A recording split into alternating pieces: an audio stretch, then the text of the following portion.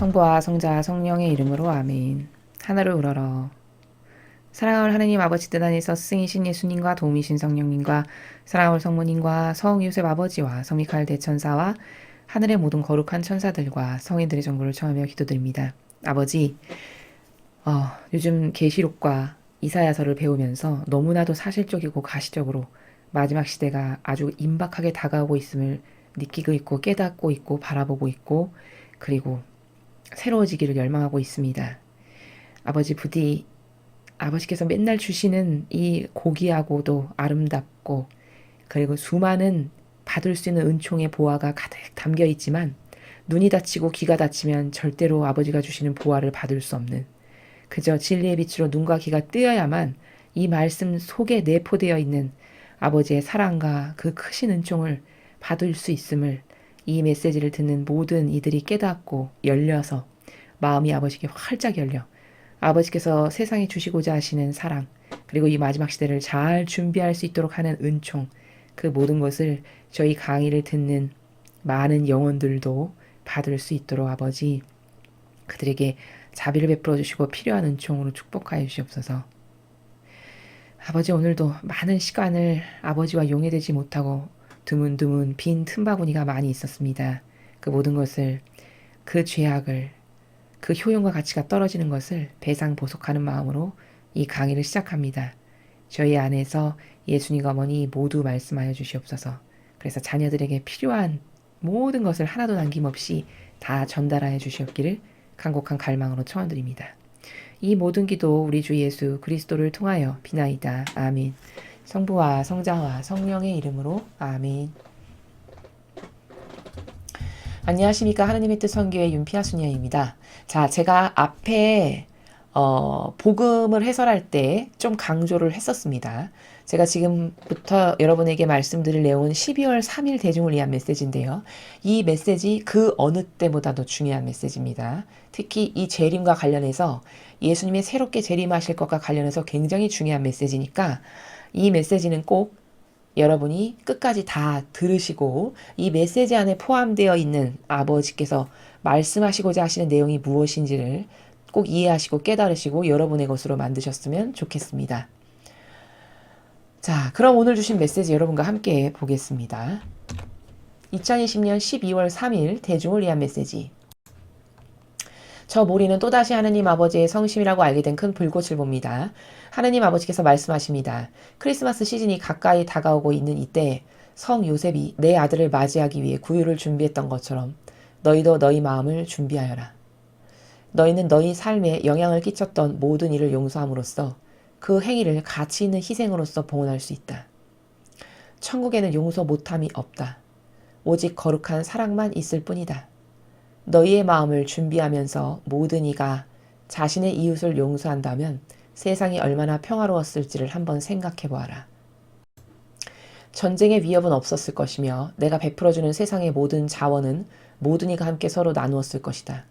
부정이나 사기 행위도 없었을 것이기에 모든 영혼은 서로를 신뢰할 수 있었을 것이다. 내가 태내에 넣어주는 생명은 다시 존중받았을 것이다. 아무도 마음속에 숨은 의도를 품지 않았을 것이며 내가 모든 이의 마음 중심에 있었을 것이다. 진리는 모든 이의 마음을 다스렸을 것이다. 모든 이의 마음속에서 진리가 군림하기에 나의 계명이 다시 한번 세상을 다스리게 되었을 것이다. 그 누구도 죄에 대한 애착에 마음이 사로잡히지 않았을 것이다. 크리스마스 날 내 아들이 너희에게 오는 것을 내 아들의 재림의 서막으로 여겨라. 그럼 모든 이의 마음이 의로움으로 돌아오게 될 것이다. 정치는 죄와 불안감의 원천이 되지 않을 것이며 무질서한 자기만을 위한 야심은 결코 다시는 사람들의 마음속에 들어가지 못할 것이다. 분노는 결정을 좌지우지하지 못하게 되고 진리가 절대적으로 다스리게 될 것이다. 나 또한 내 아들의 재림을 기다리고 있다는 사실을 부디 깨달아라. 나는 온 주변에서 악을 경험하고 있는 의로운 이들의 고충을 이해한다. 내가 너희에게 말한다. 인내하여라. 나는 그 어느 때보다도 이 기다림의 시대에 너희의 기도와 희생이 더욱 절실히 필요하다. 모든 기도 하나하나가 다 중요하다. 영혼들이 이렇게까지 도움이 필요했던 적이 일찍이 없었다. 오늘날 세상을 바라보고 있노라면 나는 소돔과 고모라 그리고 노아의 시대가 한데 합쳐져 있는 것을 본다. 기도와 희생 안에서 너희의 평화의 방주를 찾아라. 나는 너희의 손을 잡고 너희와 함께 있다. 주님의 말씀입니다. 하느님 감사합니다. 자, 오늘 메시지가 다른 날보다 좀 깁니다. 그런데 제가 앞에서 예고해 드렸듯이 이 메시지는 이 마지막 시대에 예수님의 재림에 대해서 아버지께서 직접 언급하셨다는 점에 있어서 굉장히 놀라운 메시지고 중요한 메시지입니다. 자, 그래서 끝까지 여러분이 다 들으시기를 권고를 드리는 겁니다. 자, 앞에 보니까 크리스마스 시즌이 가까이 다가오고 있는 이때 성 요셉이 내 아들을 맞이하기 위해 구유를 준비했던 것처럼 너희도 너희 마음을 준비하여라. 자, 지금 이 아버지가 지금 말씀하시는 이 나라는, 이 정신세계는 어떤 거냐면 이런 겁니다. 그 영적 순례라는 책을 보면은 지금 이 나라가 어떤 나라인지를 영적 순례를 통해서도 우리가 확인할 수 있는데, 이를테면 성탄 때가 되면 예수님의 구유에 경배를 하잖아요. 다 모든 분들이, 이 신자분들이. 근데 그 경배를 할 때 그 마음과 정서와 정신이 그냥 애기 이쁘네, 어머 예수님 귀여우시다 이렇게 하고 인사하고 지나간다는 거예요. 근데 그러면은 물론 경배를 안 한 것보다는 낫지만 그런 상태로 경배를 하는 것은 효용과 가치가 완전 바닥으로 떨어진다는 것이죠. 그게 이런 겁니다. 그게 아기의 모습이고 자꾸 귀여운, 마치 인형과도 같이 생기신 그런 분이시지만 그 인형같이 생기신 그 형상 안에 신성이 있으시다는 거예요. 실제적으로. 그러면 경배를 드릴 때 하느님의 위대하신 신성을 대하는 그 마음과 정신의 나라로 만약에 경배를 한다면 어떻게 될까요? 마음가짐 하나, 손동작 하나, 발끝 하나까지도 완전히 그 하느님을 대할 때의 그 마음과 정신의 나라로 아주 공손하고 최대한의 예의를 갖춰서 가장 아름답고 사랑과 공경을 드리고자 하는 정신의 나라에서 인사를 드리겠죠. 이게 올바른 경배라는 거고, 이게 신적 활동을 한다라는 건 바로 이런 세계를 말하는 겁니다.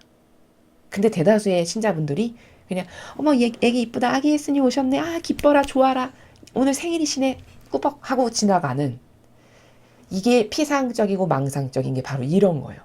근데 그럴 때마다 슬프시다는 거죠. 왜? 예수님이 어떤 분이신지를 모르고 그냥 피상적이고 막연한 가운데 그냥 형식적으로 띡 해버리고 가니까 오히려 이건 모욕이 된다는 겁니다. 이게 영적 순례를 보면은 이 예수님을 경배할 때, 성탄이 됐을 때 예수님을 경배하는 그 나라가 어떤 나라여야 되는지를 이제 영적 순례에서도 말씀하시는데, 오늘 이것도 같은 나라인데 요셉 성인께서 그 예수님의 구유를 준비했을 때 어떤 마음이셨을지를 추상해 봐야 된다는 거예요. 그런 마음으로 너도 구유를 준비해야 된다는 거예요.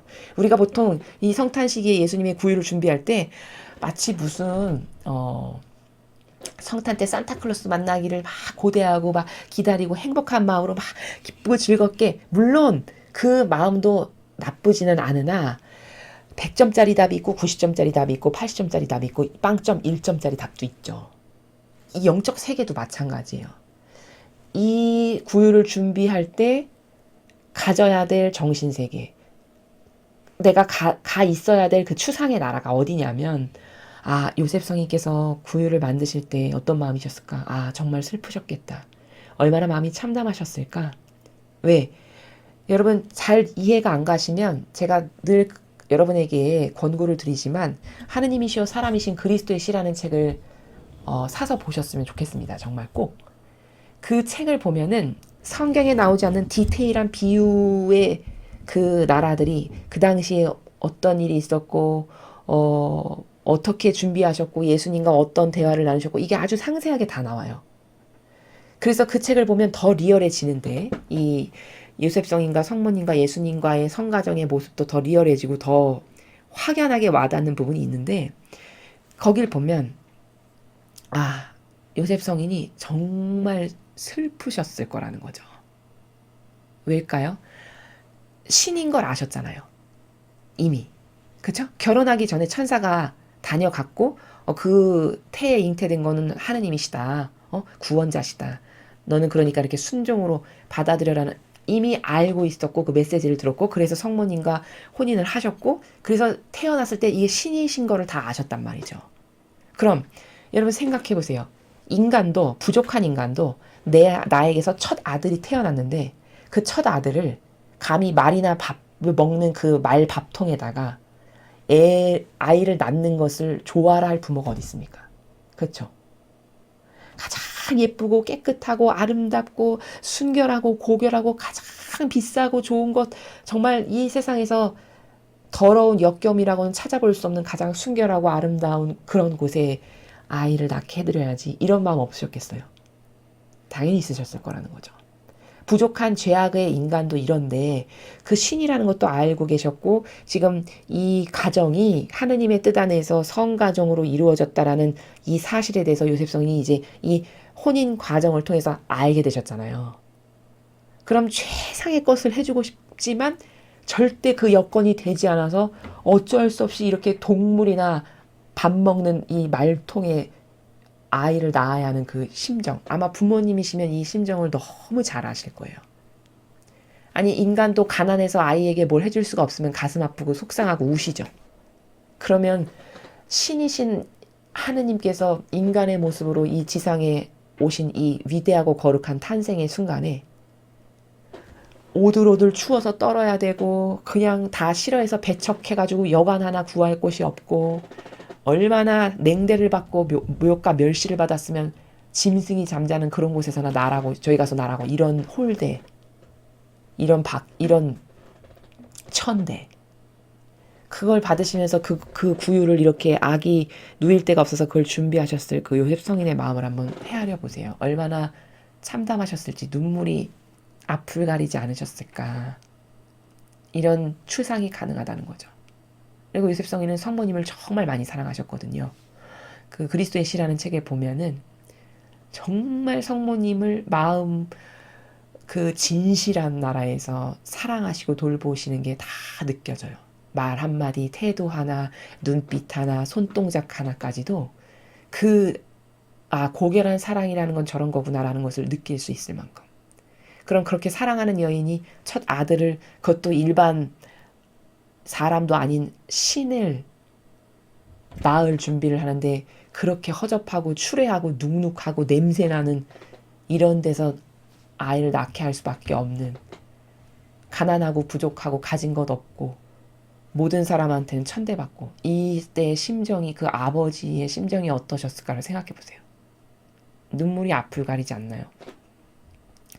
너도 그런 마음으로 구유를 준비하라는 거예요. 하느님 아버지께서 너도 좀 그런 정성되고 사랑 가득하고 그러니까 나라도 공경과 아주 온갖 좋은 것으로 다 해드려야 되겠다라는 이런 마음으로 올해 구유를 만들어야 되겠다. 이런 마음으로 준비하라는 거죠. 피상과 망상에 사로잡혀서 띡 인사하고 지나가는 이런 정신 말고. 이게 다 영적 순례의 나라예요, 여러분. 사실 신앙생활이라는 것은요. 신적 활동을 하는 거고 이런 영적 순례를 하는 거거든요. 근데 알아야 영적 순례를 하죠. 그렇죠? 추상을 하려면 어떤 그 나라에 대해서 뭔가 열리고 깨닫고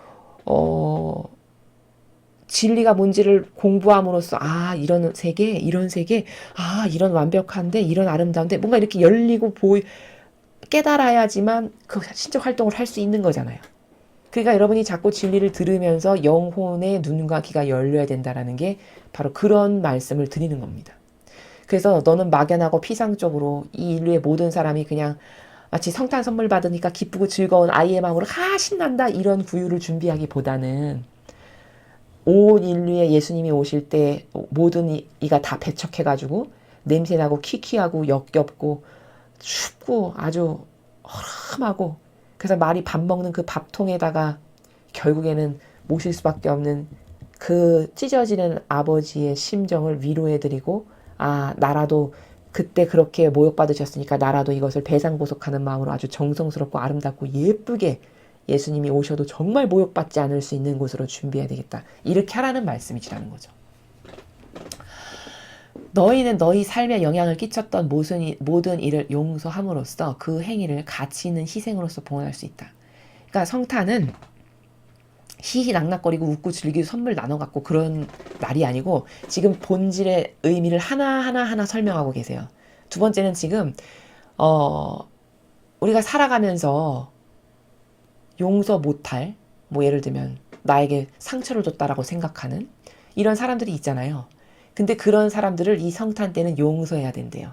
그럼으로써 예수님께 뭘 드릴 수 있냐? 용서하려면 희생이 들어가야 되죠.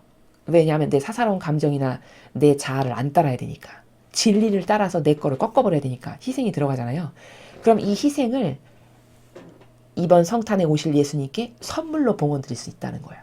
그러니까 얘들아, 너에게 잘못한 사람이 있거든 용서해라. 그 말씀이시죠. 천국에는 용서 못함이 없다. 여기서 또 용서해야 되는 이유를 또 하나 말씀하세요. 네가 천국 가고 싶니? 그럼 용서해야 돼. 왜? 천국에는 용서 못하는 사람은 못 들어가니까. 네가 누군가를 마음에서 진정으로 용서 못한 게 있어. 그럼 너는 천국 가기에 장애가 되니까. 그러니까 용서해야 된다. 두 번째 당위성 이유를 주시는 거예요. 오직 거룩한 사랑만 있을 뿐이다. 그렇죠. 천상의 나라에는 거룩한 사랑밖에는 없죠. 아버지가 거룩한 사랑 자체이시고 그 아버지의 거룩한 사랑의 완벽한 모범이셨던 예수님과 어머니가 그 아버지의 뜻을 모범으로 보여주셨던 두 분이 또 거룩한 사랑이시니까 그 두 분을 닮지 않은 것은 천상의 나라에 못 가니까 오직 거룩한 사랑만 있다는 거예요. 너희의 마음을 준비하면서 모든 이가 자신의 이웃을 용서한다면 세상이 얼마나 평화로웠을지 한번 생각해봐라. 자, 성탄을 준비하면서 모든 사람이, 지구상에 살아가는 모든 사람이 자신의 이웃을 용서한다면 세상이 얼마나 평화로웠을지 생각해보래요. 그렇죠. 부부싸움, 뭐 사내 못 사내, 이혼하는 거, 가족끼리 심지어 무슨 살인 나는 거, 이웃끼리 용서 못해서 뭐 싸우고 뭐 살인 나고 이런 거, 이런 일이 없었겠죠. 용서 못하는 사람이 단 한 명도 없었다면. 그런 나라에서 말씀하시는 거예요. 세상이 정말 평화롭고 살기로 좋은 세상이 됐을 텐데 용서를 하지 않으니까 현재와 같은 이런 악한 세상이 된 거다. 이 말씀을 하시는 건데 여기서 중요한 키포인트가 있어요, 여러분. 여기 보면 예수님께서, 아버지께서 자신의 누구를 용서한다면? 이웃을 용서한다면 이렇게 말씀하셨어요. 너희 마음을 준비하면서 모든 이가 자신의 이웃을 용서한다면. 자, 그러면 이 메시지를 마귀가 잘못 곡해하고 해석하면 어떻게 할까요? 이렇게 해석할 수 있어요. 문재인도 용서하고 시진핑도 용서하고 김정은도 용서하고 다 용서해야 돼. 하느님은 사랑이시니까. 이렇게 해석한다는 거죠. 자, 여러분 어떤 분은 이렇게 말씀하세요. 북한이 이렇게 나쁘고 이렇게 맨날 약속을 안 지키고 도발을 하고 말이야. 핵무기를 만들고 이런 얘기를 하니까 어떤 한 분이 이렇게 얘기하시더라고요. 아유, 그 같은 동포인데 좀 그래도 용서하면 어때요? 남도 아닌데. 이렇게 말씀하시는 걸 들은 적이 있거든요. 여러분 그 사고방식이 이 진리의 근거에서 옳은 걸까요? 그른 걸까요? 그른 거죠. 잘못된 거죠. 왜냐? 따를 질서가 거긴 없는 병든 감성의 나라예요. 그 사고방식은. 왜냐? 무엇에 근거해서 제가 그렇게 말하냐? 여기 예수님은 이웃을 용서한다면이라고 분명히 밝히셨어요. 대상을. 그럼 이 이웃이 누구냐? 사랑하지 않으면 안 되는 내 가족을 말하는 거예요. 사랑하지 않으면 원수가 될 수밖에 없는 내 가족 있죠. 나에게 보내주시고 맡겨주신 내 가족과 내 친척, 뭐 사촌, 이들, 나에게 보내신 사람들. 이게 내가 사랑하지 않으면 안 되는 이웃이에요. 이들을 용서하라는 거지. 시진핑을 용서하고 김정은을 용서하고 조지 소로스를 용서하고 조 바이든을 용서하고 이런 마귀 세력을 용서라고 하시는 게 아니라는 거예요. 근데 마귀가 곡해하면 꼭 맞는 말 같이 들려요. 그 분의 말도 맞는 말처럼 들리죠. 아니 남도 아니고 같은 동포인데 좀 용서하면 어때요? 굉장히 착한 것 같죠. 굉장히 그리스도인처럼 들려요. 맞는 사고방식이냐? 예수님이 이렇게 경계가 있으시죠. 그 발언은 경계가 없는 발언이에요. 그렇죠? 그럼 그 마귀까지도 끌어안아야 된다는 거잖아요. 마귀 짓을 계속 하는데도. 그럼 마귀를 사랑하라는 거죠. 근데 절대 아니라는 거죠. 절대 경계가 그게 아니에요. 그러니까 여기 용서하라라는 이 나라를 잘못 이해하면요. 여러분 이런 오해가 생기실 수 있어요. 조심하셔야 되는 게 뭐냐면 용서라는 건요. 악을 수용하거나 타협하는 게 아니에요. 여기서 용서해라. 네가 용서했으면 세상이 이렇게 좋아졌을 거다의 그 용서의 대상은 악한 영향력을 끼쳐가지고 이를테면 모든 사람에게 악한 영향을 끼칠 수 있는 절대적 자리에 있어가지고 발언 하나하나가 다 전 세계에 영향력을 끼칠 수 있는 이런 산 있죠. 산과 언덕할 때 산. 이런 산의 세력이 맨날 경계 허무는 성경에 있지도 않는 말을 하는데 그거를 용서해라. 그게 아니라는 거예요. 이 용서는 내 주변에 있는 내 가족과 내 친척과 이웃, 나하고 아주 친밀한 관계로 아버지가 보내주신 그들이 나에게 개인적으로 무엇을 잘못했을 때 전 대외적으로 전방위적으로 어떤 악한 영향력을 끼쳐서 영혼을 죽어가게 하는 이런 거 아니고 1대1의 개인적인 관계성에서 나에게 무엇을 잘못한 게 있을 때 그걸 예수님은 베드로 사도에게 너는 7번씩 77번이라도 용서해야 된다. 바로 그 말이 그 말이라는 거예요. 그 공동체 내에서 튀고받고 싸우고 이런 일이 있을 수 있잖아요. 그럴 때 베드로 사도에게 주님 몇 번 용서하면 될까요? 몇 번 이 정도 하면 될까요? 이렇게 물어보죠. 그러니까 예수님이 그때 너는 7번이 아니라 7번씩 77번이라도 용서해라. 그럼 무한히 하란 말이잖아요. 무한히. 무한대로 해라. 그럼 무한대로 하는 건 누구를 무한대로 하라는 거야. 그러면 그거는 하느님의 뜻을 가로막는 이 빨갱이 공산주의와 전체주의 세력도 무한히 용서하라. 그런 말씀이신가요? 그게 아니라는 거죠. 이래서 여기 오늘 말씀하시는 용서의 나라의 대상은 누구다? 이걸 반드시 명확하게 짚고 가야 될까? 그것은 이웃이다. 그럼 그 이웃이 누구냐? 내 가족. 나에게 아버지가 보내주신 아주 가깝게 지내는 친척 이웃들.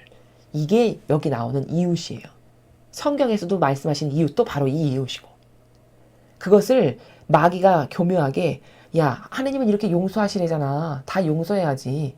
이거는 악을 수용하거나 타협하거나 그래서 유야무야하게 아유 좋은 게 좋은 거지. 이렇게 하라는 뜻이 아니라는 겁니다. 전쟁의 위협은 없었을 것이며 내가 베풀어주는 세상의 모든 자원은 모든 이가 함께 서로 나눴을 것이다. 어떻게 했을 때? 이웃을 용서하고 그 희생을 예수님께 봉헌드리면 용서하려면 희생이 들어가잖아요. 그렇죠? 그럼 그 용서함으로써 희생을 예수님께 지금 이 성탄 때 오실 아기 예수님께 봉헌드리면 예수님께는 큰 선물이 되죠. 왜? 내가 희생으로 딱 잘라가지고 봉헌드렸으니까. 그 희생을 봉헌드리면 그게 예수님께는 선물이 되고 너가 그런 희생을 했으니까 너의 그 희생의 크기만큼 세상이 이렇게 좋아질 거다라고 말씀하시는 거예요. 그 좋아질 거다라고 하는 내용의 언바운더리가 이렇게 넓은 거죠. 전쟁의 위협이 없을 거고 하느님이 베풀어 주신 세상의 모든 자원을 공평하게 나눠 썼을 거고 또 부정이나 사기 행위도 없었을 거고 또 모든 영혼은 서로를 신뢰할 수 있었을 거다. 왜? 용서하는 관계니까 신뢰하고 살았겠죠. 내가 태내에 넣어주는 생명은 다시 존중받았을 거다. 여러분 지금 낙태 이 나라도 법으로 맞는다 그래서 지금 난리죠. 법안 금지해야 된다라고 해서 지금 서명하고 막 이러시잖아요. 그런 일이 없을 거라는 거예요. 만약에 세상이 이웃을 용서하고 살았다면 아무도 마음속에 숨은 의도를 품지 않았을 것이며 내가 모든 이 마음 중심에 있었을 것이다. 진리가 인간의 마음의 한 중심의 기준 따라야 될 가치 절대성이 됐을 거라는 거죠. 진리는 모든 이의 마음을 다스렸을 것이다. 모든 이의 마음 속에서 진리가 군림하기에 나의 계명이 다시 한번 세상을 다스리게 되었을 것이다. 그 누구도 죄에 대한 애착의 마음이 사로잡히지 않았을 것이다. 자, 이렇게 이웃을 용서하면 세상이 이렇게 좋아졌을 거라는 거예요. 자, 그럼 여기서 의문이 하나 들죠. 아니, 내가 내 가족을 용서하는 거랑 세상 전쟁 안 나고 부정행위 없고 낙태 이거 안 되고 그게 무슨 상관이야. 내가 내 남편을 용서하고 내 자식을 용서해서 신적인 사랑으로 사는 거랑 세상이 전쟁 안 나는 거랑 도대체 무슨 상관이지? 이런 의구심이 들 수 있어요. 자, 그건 어떤 원리냐면 이런 겁니다. 여러분 예수님이 이 지상에 오셔서 온 인류를 위한 배상과 보속을 아주 처절하고 철저하게 다 하셨어요. 시작부터 마침에 이르기까지. 그것은 가시관을 쓰는 고통, 손과 발 못 박히는 고통, 채찍질로 5천 몇백 대 맞은 고통, 침뱉음과 모욕당하신 거, 십자가 지신 거, 이 토탈 모든 것을 다 통틀어서 인류의 죄악을 완벽하게 다 끌어안고 배상과 보속하신 게 바로 그런 형상적으로 드러난 그런 모욕과 수치와 치욕과 멸시와 박해와 고통과 이런 것들이잖아요. 자, 그런데 그 예수님이 홀로 와서 그렇게 온통 배상과 보속을 다 하심으로써 천지창조 때 처음 태어난 영혼부터 마지막 시대의 마지막 영혼을 이르기까지 이 전체가 싸그리 다 배상과 보속이 이들이 지은 죄가 다 된 건데, 여러분 이게 사실적으로 내 죄가 이렇게 배상과 보속이 됐다라는 게 사실적으로 눈에 보이나요? 안 보이죠. 그치만 배상과 보속이 다 된 거죠. 마치 이런 것과 같은 나라예요. 내가 용서해서 신적인 사랑으로 누구를 부족함을 수용하고 이런 게 마치 예수님이 일개 개개인 너는 내가 요렇게 너를 위해서 요렇게 희생했어가 일일이는 보이지 않지만, 그치만 전체를 다 희생해 그 전체에 지은 모든 죄악을 배상과 하셨다는 게 진실이듯이, 그치만 이 유물론적인 나의 일원적인 차원에서는 그게 보이지 않지만 다 용서가 받은 것처럼, 지금 이 용서하면 세상이 이렇게 좋아질 거라는 것도 내 희생이, 내가 누구를 사사로운 감정을 안 따르고 용서하고 받아들인 나의 희생이 눈에 보이지 않지만 그 희생을 75억 인구가 다 각자가 용서할 수 없는 사람을 용서해서 이렇게 봉헌드렸다. 그럼 예수님은 이런 희생을 선물로 받으신 거죠. 그럼 예수님은 이만큼의 인류의 희생을 받으셨으니까 이거를 가지고 여기도 쓸 수 있고 여기도 쓸 수 있고 세상에 전쟁도 없게 해주고 부정부패도 안 일어나게 해주고 사람들은 마음에 진리도 이렇게 쓰실 수 있다는 거예요. 그렇지만 눈에만 안 보일 뿐인 거죠. 그런 영적 세계를 지금 말씀하시는 거다라는 겁니다. 크리스마스 날 내 아들이 너희에게 오는 것을 내 아들의 재림의 서막으로 여겨라. 자, 여기가 오늘 키포인트예요. 자, 제가 오늘 이 문장 때문에 여러분이 이 강의를 꼭 들으시라고 말씀드린 건데, 자, 이번 성탄 때가 되면요, 여러분, 그때 예수님이 아기 예수님으로 오시는 그 성탄 때가 재림의 서막으로 여기라고 하셨어요. 이 말은 무슨 말이냐? 실제적 재림이라고 받아들여야 된다는 거예요, 우리가. 자, 그러면 더 구체적으로 상세하게 들어가면, 디테일하게 들어가면 이런 말이에요. 본질의 나라에선 이미 재림하시려고 출발하셨어요. 이 성탄 때가 되면 출발하신 날이에요. 재림하시려고. 자, 그러면 우리 이렇게 눈에 가시적으로 예수님의 재림을 맞닥뜨리는 것은 성탄 다음 날이 될지, 아니면 성탄 다 다음 날이 될지, 아니면 성탄 한 달 후가 될지, 아니면 1년 후가 될지, 3년 후가 될지는 몰라요. 가시적으로 우리 눈에 보이는 그 재림은. 그치만 본질에서는 재림하시려고 출발하셨다는 거예요. 자, 그래서 예수님은 이것을 성경에서 이렇게 말씀하시죠. 그날과 그 시간은 아무도 모른다. 그러니 깨어 준비해라. 바로 이게 1년 후에 오실지, 2년 후에 오실지, 3년 후에 오실지, 성탄 다음 날 오실지 그걸 모른다는 뜻이에요. 이해가 되시죠? 그러면은 출발하셨으니까 재림하시기로. 그럼 맥시멈 도대체 언제까지냐? 맥시멈도 할 수 있어요.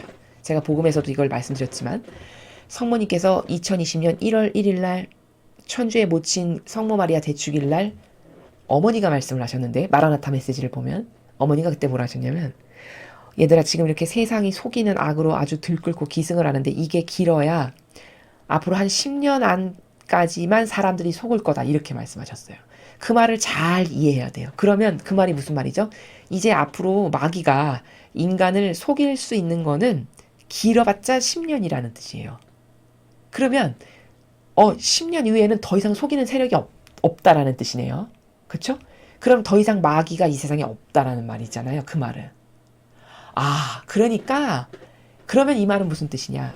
예수님이 재림의 서막은 크리스마스 날이 되는 것이고, 그 서막이 열렸고 우리가 가시적으로 예수님의 재림을 뵙게 될 게 이튿날인지 3일인지 5일인지 일주일인지 3년 후인지 모르지만 아무튼 10년 안짝으로 다 완성될 일이다. 이게 우리가 얼마든지 이 질서와 신적 지식을 통해서 확인할 수 있는 거다라는 거예요.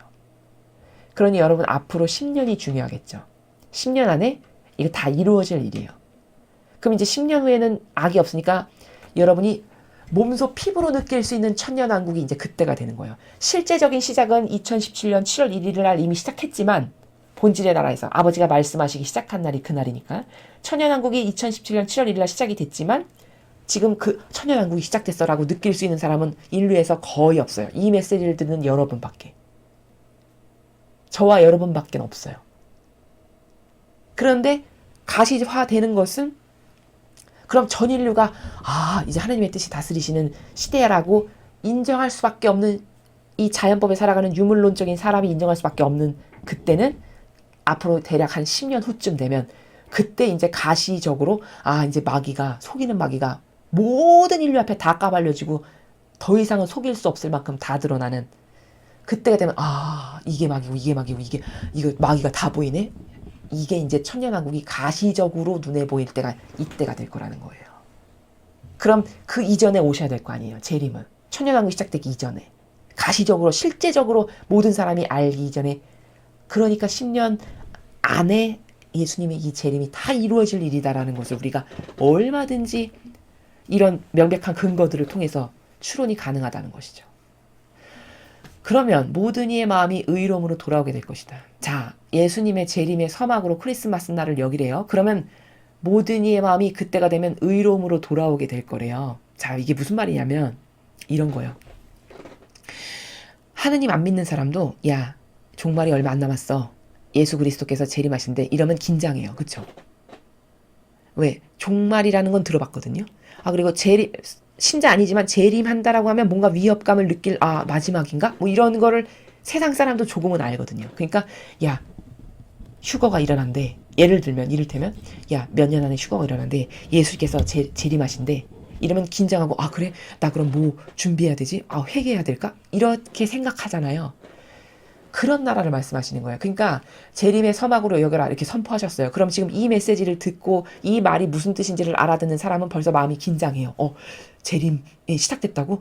그럼 나 죄 얼른 빨리 회개하고 재림을 잘 맞이할 수 있도록 준비를 해야 되겠네. 이런 생각을 하죠. 긴장을 하고. 그러면 어떻게 될까? 재림 이야기만 들어도 준비하기 위해서 선한 사람이 되고자 할 거라는 거예요. 그러니까 의로움으로 돌아오게 될 거라는 건 그 나라예요. 너희가 선한 사람이 되도록 노력할 거다. 희생과 고통을 사랑하는 의인이 되도록 노력할 거다. 왜? 재림의 서막이 벌써 열렸으니까. 아버지가 이걸 말씀하시는 거라는 거죠. 정치는 죄와 불안감의 원천이 되지 않을 것이며 무질서한 자기만을 위한 야심은 결코 다시는 사람들의 마음속에 들어가지 못할 것이다. 자, 이렇게 재림의 서막이 열려서 이제 예수님이 천년왕국을 다스리시려고 오면은 어떻게 된다는 거예요.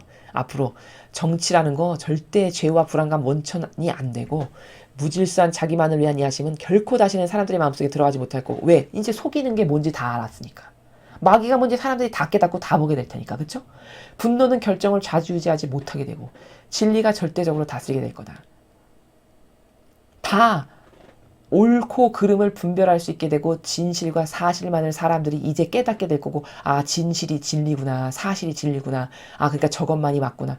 다 이렇게 깨달아서 그것만이 절대적으로 다스리는 세상이 된다라는 거예요. 나 또한 내 아들의 재림을 기다리고 있다는 사실을 부디 깨달아라. 하느님 아버지께서도 예수님의 재림을 열망하면서 기다리신대요. 그치만 직접 개입은 안 하시는 나라. 그러니까 이 나라는 나도 이 내 아들의 재림을 기다리고 있다는 사실을 너희가 부디 깨달아라. 이건 어떤 나라냐면 아버지도 인류가 얼른 이 악에서 벗어나서 좋은 세상에서 그 이사야서 말한 햇빛의 7배로 가득한 태양빛의 7일을 모은 이 빛으로 가득한 세상이 될 거다. 얼른 그 세상이 돼서 내 자녀들이 이 진리에 의해서만 다스리는 이런 세상이 얼른 왔으면 좋겠지만, 그렇지만 직접 개입을 하시지는 않는다는 거예요.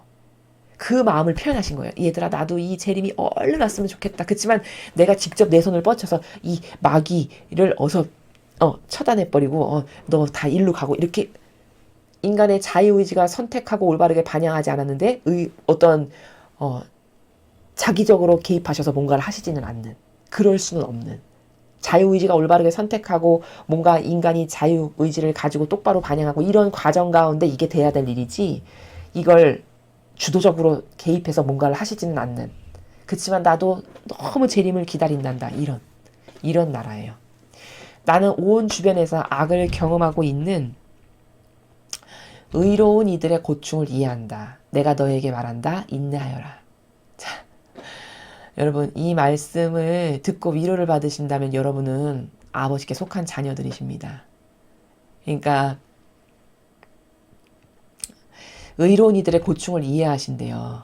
그러면서 인내하라고 하셨거든요. 저는 이 말씀이 너무 여기 와닿아요. 그러니까 이 시대를 살면서 정말 이 선악의 엄청난 전쟁 가운데서 정말 고통스럽거든요. 이 진리를 사랑하는 자녀들은, 이 옳은 것을 좋아하고 참된 것을 좋아하는 사람들은 이렇게 부정직한 것이 저렇게 휩쓸고 다니고 승리하는 것을 볼 때마다 피가 거꾸로 솟는 정의가 끌어올라요. 이게 우리의 고충이거든요. 이게 의로운 이들의 고충을 이해한다라고 우리에게 위안을 주신 거예요. 하느님께서. 이런 게 바로 이 나라를 위해서 맨날 집회 나가시는 분들 있죠. 지금 미국도 보니까 CNN 앞에 가서, 본사 앞에 가서 막 미국 국민들이 집회하고 막 똘똘 뭉쳐가지고 막 아닌 것을 아니다라고 말씀하시고 이러시던데, 보니까 바로 그런 분들을 두고 하시는 말씀이신 거예요. 그렇게 의로운 옳지 않은 것에 타협하는, 이것을 견딜 수 없어서 고통스러운 사람들 있잖아요. 이게 의로운 이들이거든요. 공정과 정의가 지켜지지 않는데 그것이 승리해 나가는 이것을 보고 끓어오르는 피를 참을 수 없어가지고 앞에서 가서 집회하는 거거든요. 이런 사람들의 고충을 이해하신대요. 위로를 주신 거예요. 그치만 얘들아, 인내해라. 왜? 이 마귀는 다 없어지고 죽어버릴 거고, 흔적도 없이 먼지와 재로 가루로 날려서 사라질 거고, 결국엔 너희가 승리할 거고, 너희가 올바르게 반영하고 그때까지 차분하게 잘 인내하면 너희는 이런 좋은 세상을 볼 거니까. 이런 말씀이시죠. 나는 그 어느 때보다도 이 기다림의 시대에 너희의 기도와 희생이 더욱 절실히 필요하다. 자, 여러분, 우리의 기도와 희생이 왜 필요하실까요? 아버지께서. 아버지가 위대한 권능과 능력이 없으셔서? 아니죠. 이 앞에 강의에서도 많이 말씀을 드렸지만 인간의 참여를 원하시는 측면이 있으시고요. 그럼 인간의 참여를 왜 원하시냐면, 자, 이 고통과 희생과 기도로서 아버지께 자꾸 말씀을 드리고 나의 고통과 희생을 봉헌드리면 나는 이 시대의 악을 퇴치하고 물리치는데 참여한 게 되나요? 안 되나요? 되죠. 그러면 이 악을 물리치고 퇴치하고 죽여버리고 없애심으로써 주실 수 있는 은총을 나에게도 공유해서 나눠주실 수가 있죠. 왜? 나는 여기 참여했으니까. 이런 측면이 있고요. 그리고 또 그 어떤 인간의 이 올바른 반향과 하느님의 뜻, 두 개가 만나서 창조가 일어나야 되는 요 원리도 있어요. 그러니까 제가 무정란이라고 다른 강의에서 말씀드렸는데, 나 혼자 무엇을 열심히 했다, 이건 천상에 갖다 놓을 수가 없어요. 근데 내가 예수님과 어머니를 모시고 무엇을 하건 일상생활에서 함께 했다, 그 함께 하는 것이 아버지의 영광을 드러내주세요, 다 아버지가 원하시는 것을 제가 하기를 원합니다, 이런 올바른 의지 가운데 예수님과 어머니를 모시고 항상 뭐를 했다, 그럼 이것은 천상에 다 갖다 놓을 수 있어요. 무정란, 혼자 한 건 절대 천상에 갖다 놓을 수 없지만, 유정란, 예수님과 어머니를 모시고 함께 한 건 다 갖다 놓을 수 있단 말이에요. 그러니까 그런 원리에서도 우리의 이런 참여를 원하시는 부분이 있고, 뭐 이런 이유로 우리가 대단한 존재고 아버지는 능력이 없어서가 아니고, 그런 우리의 참여를 통해서 우리에게 상급도 나눠주시고, 이런 유정란으로서 우리가 한 것을 천상에 갖다 놓을 수 있는 이런 이유 때문에, 순전히 우리를 위한 거죠. 그런 것으로 때문에 기도, 희생 이런 걸 많이 해라, 배상 보석 많이 해라, 이렇게 말씀하시는 거고요. 모든 기도 하나하나가 다 중요하다. 영혼들이 이렇게까지 도움이 필요했던 적이 일찍이 없었다. 여러분, 지금 이 지구상에 살아가는 영혼들이, 마귀밥 되는 영혼이 여러분 몇 명이나 될 거라고 생각하세요? 여러분이 상상하시는 것 이상으로 무지무지 많다라는 것을 알 수 있어요. 여기 한 문장을 통해서. 영혼들이 이렇게까지 도움이 필요했던 적이 없었대요. 이 말은 뭐죠? 너무나 많은 사람들이 우리의 기도와 희생과 고통과 고행 극기를 통해서 이들에게 은총을 나눠주실 수 있다는 말이잖아요. 그럴 사람들이 이렇게까지 도움이 필요했던 적이 일찍이 없었을 만큼 많다는 말이죠. 그러니까 제가 말씀드렸잖아요. 이 시대는요, 영혼이 지옥 가는 거를 이렇게 환시로 바라보니까, 한겨울에 쌀애기 눈이 뭔지 아시죠? 쌀애기 눈이 떨어지는 속도로 지옥으로 떨어지는 게 영혼의 숫자라고 하셨어요. 지금이 그런 시대예요. 소름 끼칠 만큼 마귀밥이 되기가 쉬운 시대라는 거죠. 그런 안타까운 영혼들 때문에 희생과 기도와 배상과 보속을 많이 해라 계속 말씀하시는 거죠. 오늘날 세상을 바라보고 있노라면 나는 소돔과 고모라 그리고 노아의 시대가 한데 합쳐져 있는 것을 본다. 여러분 이 시대가 얼마나 악하고 사악한지를 얼마나 진짜 마귀의 온상인지를 아시겠죠. 소돔과 고모라 하나만으로도 기절할 만큼이고 이 노아의 시대 하나만으로도 다 쓸어버릴 만큼이셨잖아요. 근데 이게 합쳐진 시대래요. 그럼 과거 그 어느 때하고도 비교할 수 없는 죄악의 최고조의 시대라는 걸 아시겠죠. 그래서 이 마지막 시대는 은총 받기도 너무 쉽고 마귀밥 돼서 지옥 가기도 너무 쉬운 두 개가 공존하는 시대입니다. 순전히 나의 반향에 달려있어요. 내가 뭘 따라가고 어디랑 하나 될 거냐에 따라서. 기도와 희생 안에서 너희의 평화의 방주를 찾아라. 나는 너희 손을 잡고 너희와 함께 있다. 자, 여러분 평화의 방주를 찾으라 하셨어요. 기도랑 희생을 통해서. 이 시대 평화의 방주가 과거 노아의 방주랑 똑같은 겁니다. 그 평화의 방주가 어디입니까? 하나 되신 성심. 예수님과 어머니 하나 되신 성심. 그 성심에 제 영혼을 계속 맡겨드리고 봉헌드리고 위탁됩니다. 예수님과 어머니 악으로부터 저를 보호하시고 절대 근거 없는 거, 진리에 근거하지 않는 거, 제 자아에서 올라오는 거 따르지 않게 해주세요. 요 성심이 이 시대의 평화의 방주예요. 노아의 방주와 같이. 그 성심 안에서 항상 내 영혼을 맡겨드리고 봉헌드리고 머물러야 하고 동시에 뭐를 해야 되냐? 기도와 희생을 많이 봉헌드려야 돼요. 그게 나라를 살리는 길이고 안타까운 내 주변의 영혼들을 살리는 길이고 또 내 죄를 배상하고 보속하는 길이고 이런 거라는 것을 우리가 잘 명확하게 인식을 해야 됩니다.